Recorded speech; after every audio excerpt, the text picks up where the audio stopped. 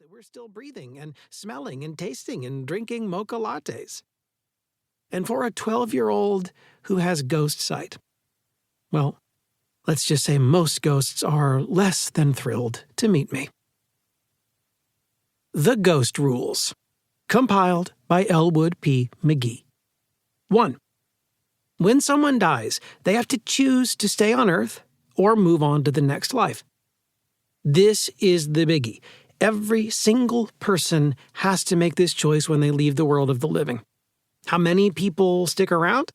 I have no idea. They don't do ghost roll calls, but it's safe to say there are probably a handful haunting the homes on your street. There might even be one drooling on you right now. 2. Ghosts who stay on Earth are confined to the property where they lived when they died.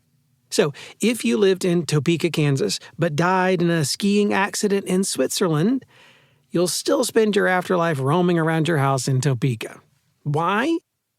I don't have the faintest idea. Take it up with the big boss after you die if you're so curious. 3.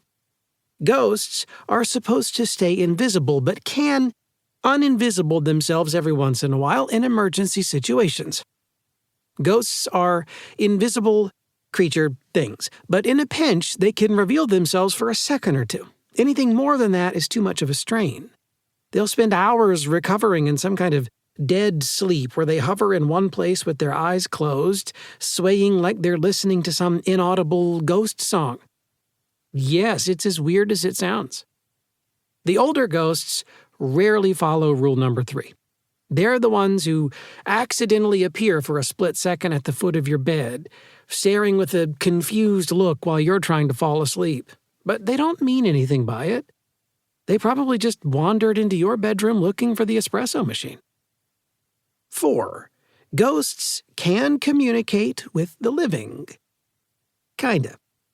Most ghosts don't care enough to try to talk to us. When they do, it comes out as moaning or howling. I promise it's not as scary as it sounds. If you could see the way ghosts look when they're howling, you'd either be on the floor laughing or super grossed out. Kind of like the first time you saw an elephant pooping at the zoo. 5. A ghost isn't supposed to interact with stuff when the living are around. It's true, ghosts can drift through most walls and ceilings, and people, which will never not be disgusting. But they can also touch things and move objects around. They just aren't supposed to do it when we are nearby. And, shocker, the older ghosts are too far gone to know what they can or can't drift through, and too oblivious to notice if there's someone around. Thus, furniture moving at night and knocked over picture frames. Seriously, they're the worst. 6. If a ghost chooses to move on, they keep their memories of life on Earth for all eternity. But if they stay, their memories fade over time. Eventually, they're stuck here, haunting their former home, without any idea why. This might seem nice. You could be thinking, wait, so I can stick around forever and forget all the bad stuff that ever happened to me? Sign me up.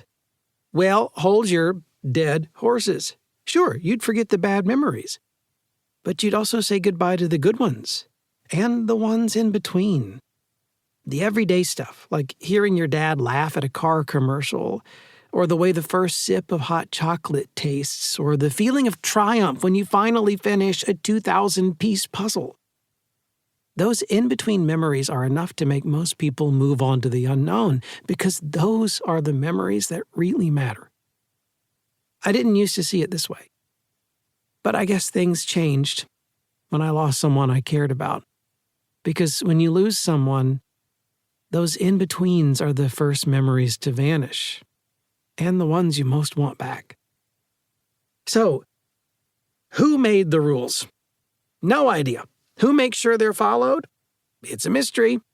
The ghosts don't seem to care that much, and honestly, I don't either. I never asked to have ghost sight.